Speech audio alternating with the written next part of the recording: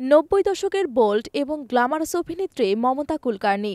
তিনি একসময় চিরচেনা গ্ল্যামারাস দুনিয়ার বড় তারকা, যেমন অক্ষয় কুমার, আমির খান, সালমান খান, গোবিন্দ ও সঞ্জয় দত্তের মতো অভিনেতাদের সঙ্গেও বলিউড দাপিয়েছিলেন।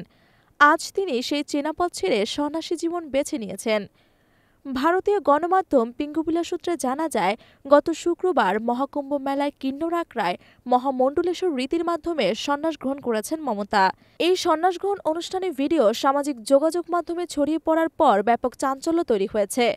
সন্ন্যাস গ্রহণের দিন তিনি পিণ্ডদানও করেন, যা জীবনের বিলাসী অধ্যায় সমাপ্তিকে নির্দেশ করে।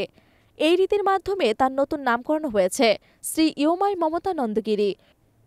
ভক্তরা তার সিদ্ধান্তে হতবাক হলেও অনেকে অভিনন্দন জানিয়েছেন এবং প্রশংসা করেছেন তার আধ্যাত্মিক যাত্রাকে।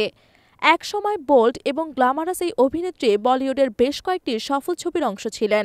তার অভিনীত ছবির মধ্যে উল্লেখযোগ্য হল তেরি মেরি কাহানি, সবসে বড়া খিলাড়ি, করণ অর্জুন এবং বাজি। তবে বলিউডের ঝলমলে জীবন ছেড়ে মমতা দীর্ঘদিন ধরে আড়ালে ছিলেন। একসময়ের গ্ল্যামার জীবন ত্যাগ করে সন্ন্যাসী জীবন বেছে নেওয়ার বিষয়টি তার ভক্তদের কাছে নতুন প্রশ্নের জন্ম দিয়েছে। যদিও মমতা এই পরিবর্তনের কারণ ব্যাখ্যা করেননি, তবে আধ্যাত্মিকতার টানেই যে তিনি এই সিদ্ধান্ত নিয়েছেন তা অনেকটাই স্পষ্ট।